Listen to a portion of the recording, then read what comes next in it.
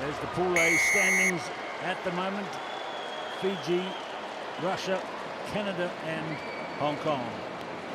Nathan Hirayama kicks off for Canada in the red against Hong Kong in the dark jersey colours. Referee is Richard Kelly of New Zealand. And this is the Pool A match on day 1 of 2 at the HSBC Sevens World Series in Singapore. I'm Keith Quinn, and with me is Rob Vickerman, the Vickerman. What do you think about this one, Rob? I think it's going to be a really interesting game for Canada. They've been looking quite composed, made the cut previously in Hong Kong, and will want to do the same again. They go back to their simple basics. They're very efficient when they focus on their catching, their carrying and their offloading. They've got some big men like Moonlight and Fullerfan. They use them very wisely with playmakers in the middle. I'm excited to see how Canada are going to go. And there is John Moonlight. He has been such an integral part of their team, as has this man, Nate Hirayama, doing different jobs. And they're moving further out. Mike Fullerfan, number 3. Through the gap as Lucas Hammond, just like that. That's how simple it can be, Keith. Set-piece move off the penalty, shifting the ball across. David McGrath used to coach rugby league in his background, so he's very good at understanding these lines of run. You can see how these short, hard lines with big men hold defenders, and it takes one half opportunity to get on the outside there. Hammond gliding around this Hong Kong defence. It's great to see the Canadians growing in their confidence. There's quite a lot of pressure then back home. They've got an incredible women's series that have gone really well, and a lot of the Canadian women watching this, cheering on their nation. So it's good that the men can step up to the mark. Yes, the funding for Sevens is vastly in favour of the women in Canada after the men had a bit of a disaster last year and failed to qualify for the Olympic Games. And after some early results this season, I think they lost nearly $1 million in funding from the national sports funding body. But they're fighting hard to win back their respect. Here they lead by 5-0. It's been tough for Hong Kong. Offside. Yui Kam Shing is number 12. It has been hard for them, Keith. I think you're right there, but you've got to make no absolute apologies for that. It's a tough circuit. This HSBC World Series is so demanding now, physically and mentally, that if they want to start competing on it, and clearly at the qualifiers they were confident going into it, then they've got to really step up in these games. Yes, they played in the qualifying series last week. Did Jamie Hood and the Hong Kong team, but today they're here as the 16th team. Not one of the regular touring teams around the World Series, but they want to be in the fullness of time.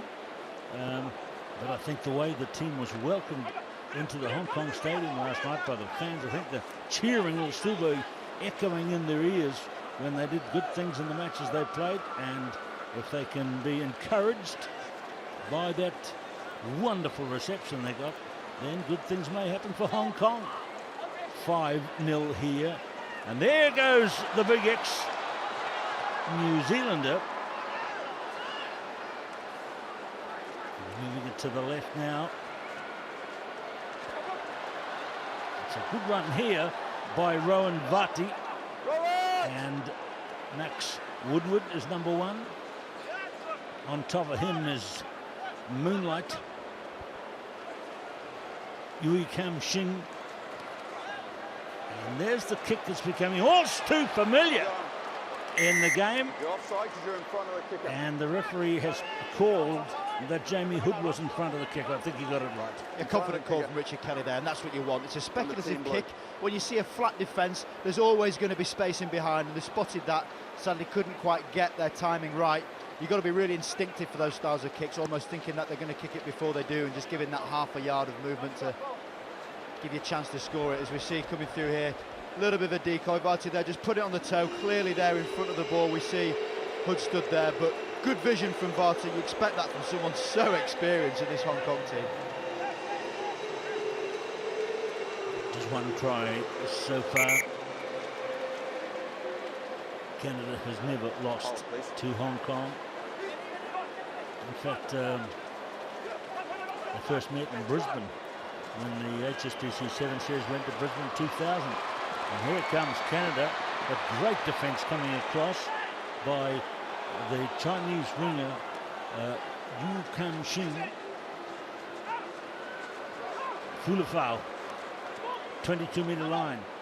Look at the work of Michael Coverdale in there. And the tip squeaks out the side. But the referee had already awarded a penalty for Canada. Yeah, the penalty's coming through that little bit of pressure coming in. You can see how the Canadian team are really quite balanced. They're putting Douglas in at centre. He's their out-and-out wheels, their gas man, their fast man. But when he's at centre, he gets a chance to really stretch the defence. And when it comes back the other side, they've got not just one big man with full of foul, they've also got Moonlight out there as well. It's clever play. So look for number 8, Douglas. And he's got the ball now. They call him J-Doug. And he's in for the try. And just like that, Canada double their try scoring. He seems to have been around for years, Justin Douglas, and he has not let up at any pace. He just needs that half a gap. You can see once again in shot here, you've got 3 Hong Kong players just been bought in by Hirayama and his deception. When he creates the space, this man does not need much of it. He gets the ball, there is only going to be one outcome as he trots back to celebrate. Hirayama is such a threat. You can see how he's always asking questions. Every single pump of that ball, every movement it makes, you have to watch as a defender.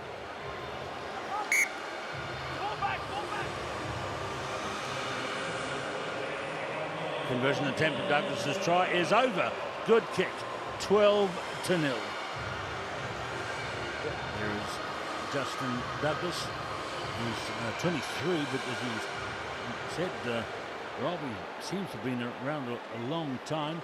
This is his 33rd World Series event. And look at this catch by Fuller foul and try number 3. Mike Fullaway, Castaway Wanderers will be thrilled a bit. Their man has scored.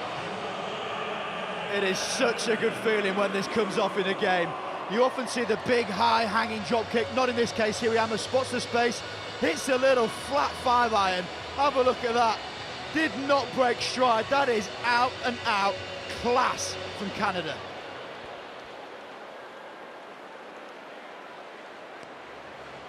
So it's a 7-pointer. And we look again at Fuller foul.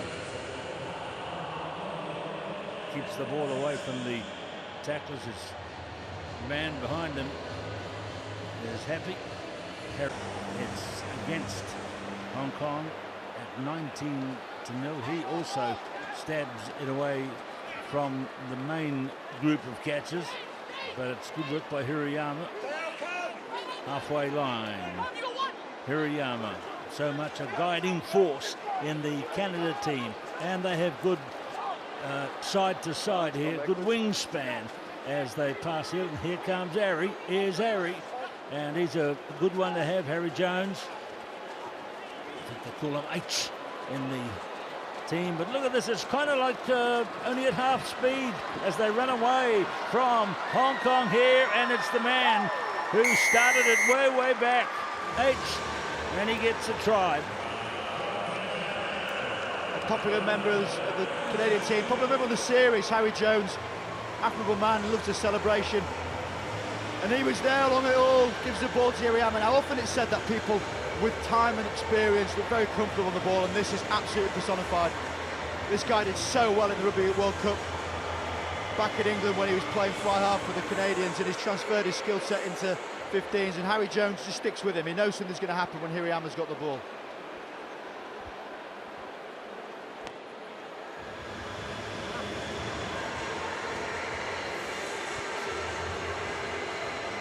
So here comes the conversion attempt from Hirayama. Not a bad kick, but it goes behind that left hand upright. So it's 24-0.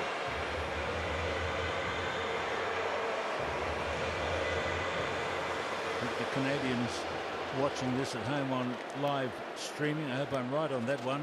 And just a quick mention to Gareth Rees, a commentator in Hong Kong last week, who's gone home. We certainly miss his many stories about the good old days of the World Cups, and stories about Norm Hadley and Al Sharon and the others who made the Gareth's era so fruitful in setting up what we're seeing here, not just in the men's sevens, but certainly in the women's, where they won a wonderful bronze medal at the Rio Olympic Games.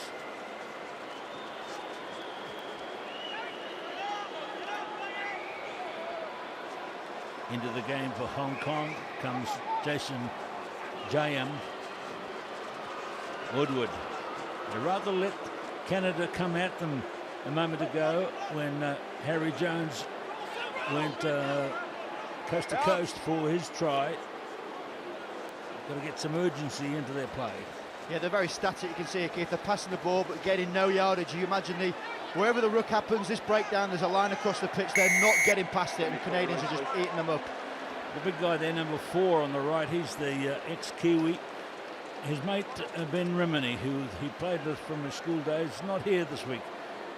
Took a lot of took a bump last week, and so not here this time. And so that's a loss for Hong Kong.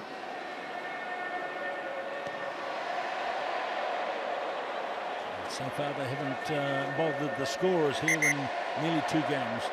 No, they've not got that dynamism. What they have to do is get Hunt on the ball. We're seeing him here. He's a good fly half. He asks questions. He's got Varty outside. They've got some pace.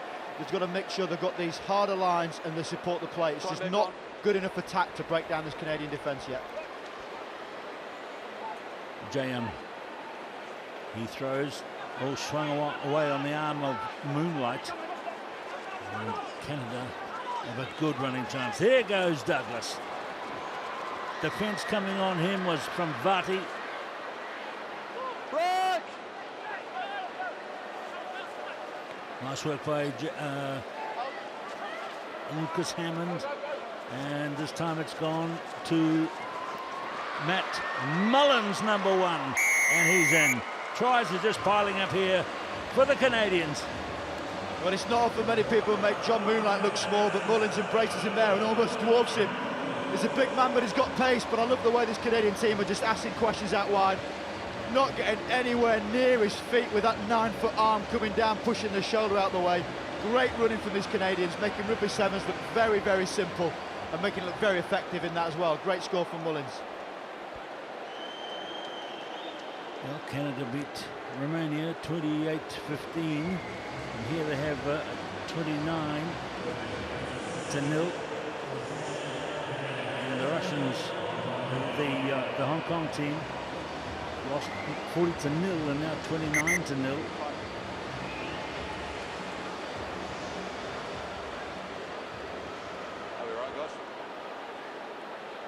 Pat Kay is to kick off. The Canadians are down to 11 players, incidentally, in their playing squad of 12, which they're allowed. One player, that's Isaac Kay, is still suspended. Line out.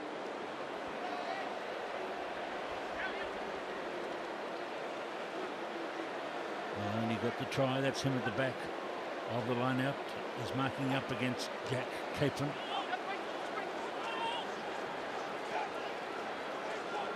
Lucas Hammond. Douglas. That's Jared Douglas. A different first name, but very much nearly the same outcome there. The Douglas brothers put it at centre, asking questions. This outside defence, you can see from that one line out alone, they're making 30 metres, and that's the biggest difference. When you look at how Hong Kong have competed so far, and they're not playing much on the World 7 Series, but when they do, they don't have that aggressive defence that every other team on the series has, and it can be so intimidating when you're trying to attack and going backwards. Jared Douglas, number 2, is the older of the brothers. Pat Kay. Here is the older of the pair, the elder of the pair, and the try is scored. Big old smiles there and celebrations as he goes back. First ever try in his career, so I'm sure he's enjoying every single second of that, as we can see with some great shots, but just all too easy once again. Audacious offload out the backhand there, but all comes from set-piece play. If you're an outside half running at a 45-degree angle, you should not have as much time as they did there, and it's just easy pickings now. Well, watching these games here on day 1 of the Singapore Sevens. Every time a guy goes in for his first try, the smiles are really celebratory and warm, and it's an indication of how much they're enjoying this and how significant and important it is to them. 34-0 here. Canada in very good point production against Hong Kong.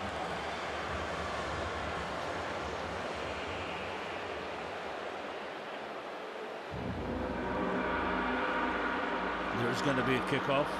The man has been doing the kicking in the last few minutes. Pat Kay restarts it, but he's just gone one club too many, I think. You do well to kick it over the head of Mullins. He's about 7'10" when he gets his arm flying there. He's a big old boy. The interesting guy that's in the Canadian squad is a guy called T. Vaughan Campbell. Now, you know a bit about this guy, Rob. He's ex-Canadian football. Yeah, not played a huge amount of rugby union, but exciting concept to get him from the world of American football into sevens rugby.